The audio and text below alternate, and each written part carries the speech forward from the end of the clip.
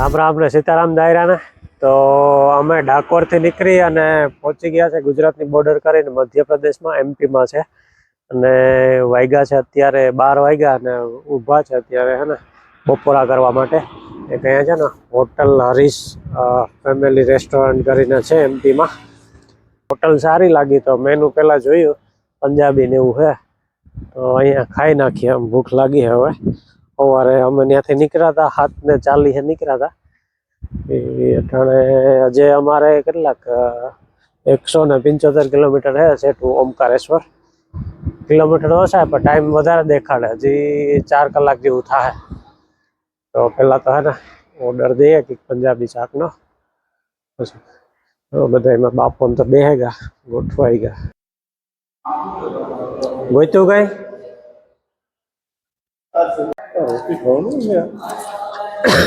હે ઘઉંની જોઈ ને રોટલી તો સારી દેખાય કાજુ મસાલા મગાવ્યો હોય કેવું કોઈ ખાવું ત્યાં સારું હે જો એમપીમાં ખેતરો કેવા છે આ એરિયામાં બહુ સારા છે આમાં વાડીઓ ના આવે ને ખેતરમાં બધા ઘઉં બહુ છે અને પહેલા જે એમપીની બોર્ડર શરૂઆત થઈ હતી ને ત્યાં બધા ડુંગરવાળા ખેતરો હતા જેમાં આ બાજુ આવી ગયા ધાર જિલ્લો છે ધાર બાજુ છે ને ધાર ડિસ્ટ્રિક્ટ બાજુ જઈએ એમ ખેતર થોડા ખારા આવતા છે આ બાજુ ઘઉં છે પછી લસણ છે પછી ડુંગળી છે આવું બધું જ થાય છે આપણા ખેતરોની જેમ જ એટલે એમપીમાં સારી ખેતી છે આપણે પેલા આવે ને આપણે એમપી બાજુના મજૂરો એ લોકો ડુંગરમાં રહેતા એટલે એને પેલા ઢાળવાળા ખેતરો હોય પણ આ બાજુ તો સારા ખેતરો છે જો ભાઈ એમપી વાળાના લગન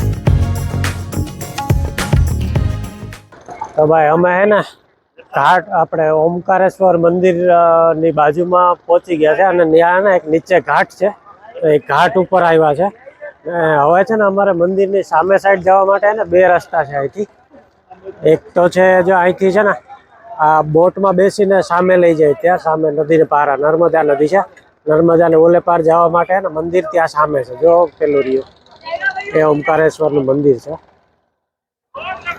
જો અહીંયા અહીંથી પેલો બ્રિજ દેખાય ને બ્રિજ ક્રોસ કરીને પણ જવાય અને અહીંથી બોટમાં પણ જવાય હવે બોટવાળા કેટલા રૂપિયા લે ને એ આપણે પૂછવાનું હે જોઈએ હવે भैया कितने पैसा है मंदिर जाने का भी 50 रुपए टिकट है एक जन का और ये जो संगम पूरा चारों पॉइंट घूम के मंदिर जाओगे 100 रुपए टिकट चारों पॉइंट कहाँ पे ये पूरा पहाड़ी की पीछे जाएंगे हाँ ये 2 नदी संगम होता है नर्मदा पीछे कावेरी ओके उसको डैम पार हो तो शंकरा के आगे बड़ी मुक्ति वाली पहाड़ी पे ओके वो दिखाइए फिर मंदिर पर फिर यहाँ पे छोड़ोगे मेन मंदिर 100 रुपये एक जन का ये पहाड़ी पीछे जाएगा ओके पुराने पुल के आगे तक घुमा के फिर मंदिर खोलेगा ओके ठीक है 4 लोग तो અમે એને બોટમાં જઈએ હે બોટમાં આ બોટમાં છે ને 100 રૂપિયા ચાર્જ છે પર પર્સન એક જણાના 100 રૂપિયા લે અને 4 જગ્યા છે ને ફરાવે છે એક તો આ જે પાછળનો ઘાટ દેખાય ને એની પાછળ છે ને કાવેરી નદી છે તો કાવેરી અને નર્મદાનું સંગમ છે ત્યાં લઈ જાય છે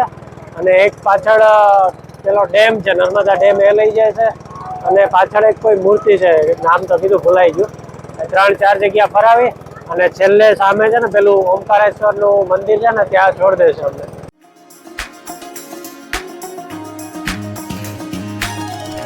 સામે દેખાય છે ને એ નર્મદા ડેમ છે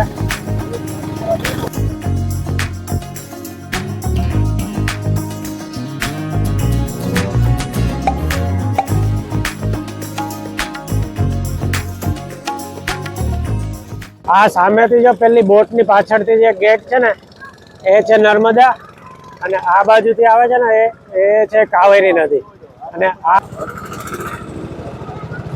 જે આ નર્મદા છે અહીંયા, અને આ સાઈડ થી આવે છે ને એ કાવેરી છે.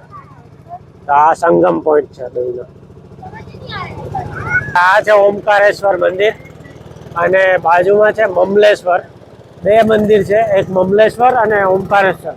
બેયને જ્યોતિર્લિંગ કહેવાય છે, પણ જ્યોતિર્લિંગ એક જ છે પણ મંદિર બે છે. અને આ બોટમાં હજી એક ઓલી બાજુ લઈ જાય છે અમને, અને પછી છે ને અહીંયા નીચે જો પેલું સીડી જાય છે ને ત્યાં ઉતાર દે. પછી ત્યાંથી અમારે દર્શન કરવા જવાના છે ઓમકારેશ્વર જ્યોતિર્લિંગના.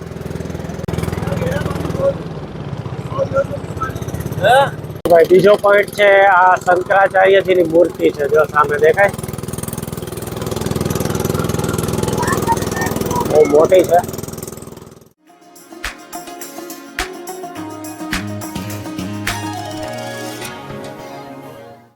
બોટ રાઈડ અમારી પૂરી થઈ ગઈ. હવે છે ને ઓમકારેશ્વર જ્યોતિર્લિંગના દર્શન કરવાના.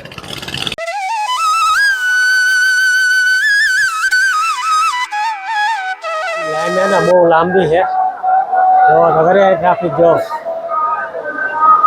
અને આ છે બોર્ડ, ઓમકારેશ્વર જ્યોતિર્લિંગ પ્રવેશ દ્વાર. અને અહીંયા જો એલઈડીમાં છે ને દર્શન થાય છે ઓમકારેશ્વરનો. અને આ લાઈન જો ભાઈ, લાંબી બહુ લાઈન છે. અને આ પાછળ ટ્રાફિક હજી એ ગોળ ગોળ છે. પછી ઉપર જો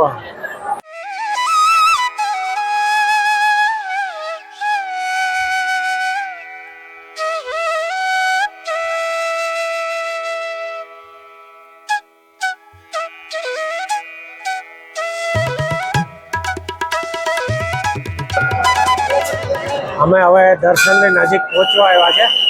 1 કલાક થવા આવી છે લાઈન બહુ થાય. અને હવે જો થોડુંક જ રહ્યું છે,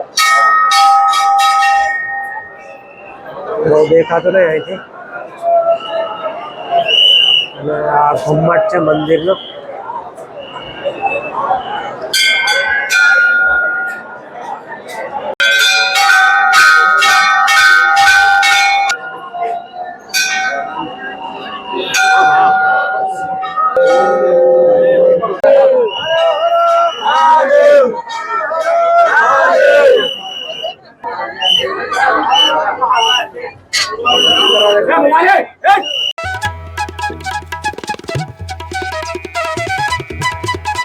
તો એક્ઝિટ છે ને આ પુલ ઉપરથી છે. અને અમે ગયા હતા ને એ બોટમાં નીચે થઈને ગયા હતા, અને બહાર નીકળવાનું છે ને એ આ પુલ ઉપરથી ચાલીને જવાનું છે.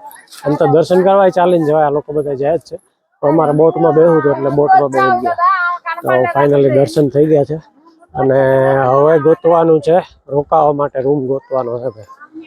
અને આ જો મંદિરનો છે ને બ્રિજ પરથી વ્યૂ. આ છે મંદિર, ઓમકારેશ્વર જ્યોતિર્લિંગ મંદિર. આ નર્મદા રિવર, આમાં જે બોટિંગ કર્યું હતું ને એ.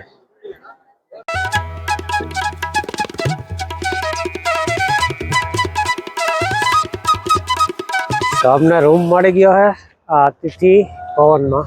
1100 રૂપિયાનો રૂમ જડેગો. અને અહીંયા ને બાજુમાં એક પ્રસાદમ કરીને છે જમવાની જગ્યા.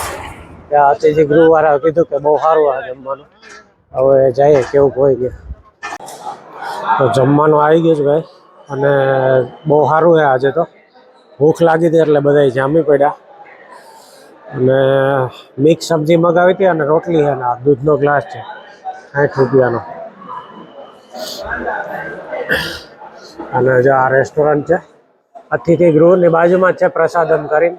થોડુંક મોંઘું હોય પણ હે જોરદાર. એમ ભૂખ લાગી હતી એટલે આજે તો મેં કીધું સારું ખાઈએ એમ જરાક. બપોરે તો ઠીક ઠીક હતું પંજાબીનું, કારણ સારું છે. અમે હે ને જમીને આવી ગયા અમારા અતિથિ ભવનમાં. બહુ મોટું છે જો ભાઈ. અહીંયા આપણી સાઈડથી બધી પ્રવાસની બસો આવતી હોય ને, અહીંયા અત્યારે 2 બસો પડી કેશોદવાળાની, એ જમવાનું બનાવે. આ છે અમારો રૂમ. અને આ એક બેડ છે, એક સોફો આપ્યો, અને આ એક ગાડલું એક્સ્ટ્રા આપ્યું. હેઠું હોવાનું હોય એક જણાને. તો એ સારું 1100 રૂપિયામાં આવો રૂમ ક્યાંથી. ને અહીંયા આગળ બહુ સુવિધા છે, પાર્કિંગ બહુ જબરું છે. 3-4 બસો પડી, થાકોડો ફૂલ છે. એ હુવા જવાનું હોય, ઝટપટ ખાઈ આવ્યા. ને સવારે ઉઠી અને નીકળવાનું હોય મહાકાલેશ્વર જ્યોતિર્લિંગ માટે. ઉજ્જૈન માટે. એ તમને નેક્સ્ટ વિડીયોમાં જોવા મળશે. ત્યાં સુધી બધાને જય જવાન જય કિસાન રામે રામ દાયરા.